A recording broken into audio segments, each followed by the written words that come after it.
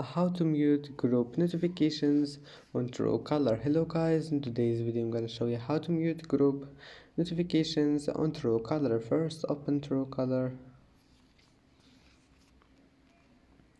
and now just select any group you want, like this one here, and then click this one, click here, and you will find notifications. Now just click on it, and if you want to mute it, just click none, and that's it. Or you can select mentions only, and then just go back.